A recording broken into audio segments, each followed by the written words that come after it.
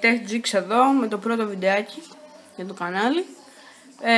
Θα σας δείξω πώς να παίρνετε όλα τα in-app purchases free. Βλέπετε γράφει εδώ κάτω in-app purchases. Θα σας κατεβάσουμε το Retrica για να δούμε πώς θα παίρνουμε όλα τα φίλτρα δωρεάν.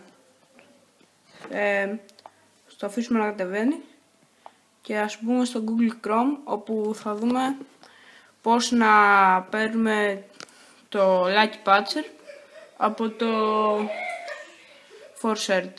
Λοιπόν, το link θα υπάρχει στο description. Θα πατήσετε εδώ πέρα free download.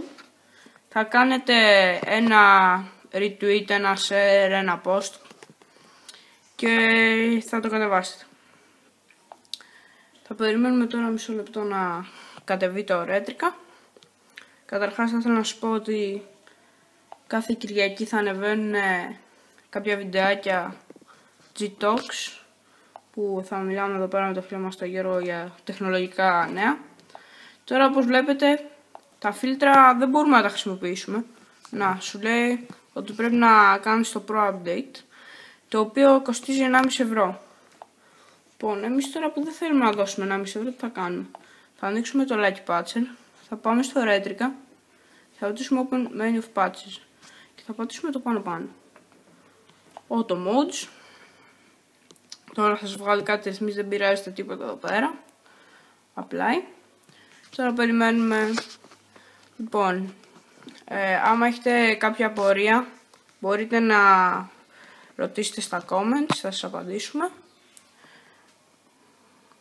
Τώρα θα περιμένουμε μισό λεπτό. Άμα έχετε κάποια ιδέα για κάποιο βιντεάκι ή οτιδήποτε, επίσης γράφτε στα comments.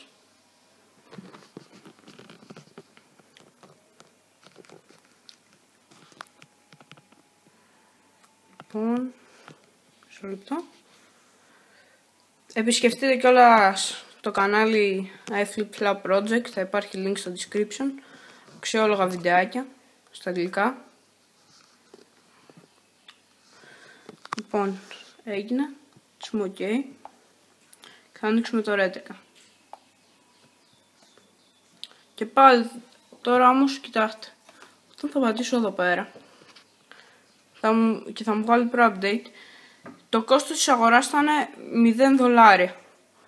Θα πατήσετε εδώ πέρα, θα πατήσετε Yes και τώρα έχετε ουσιαστικά κάνει το update και μπορείτε, όπως βλέπετε εδώ πέρα, να χρησιμοποιήσετε όλα τα φίλτρα δωρεάν.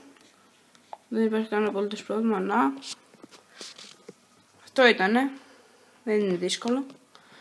Λοιπόν, μην ξεχάσετε να κάνετε like, subscribe. Ευχαριστώ, γεια.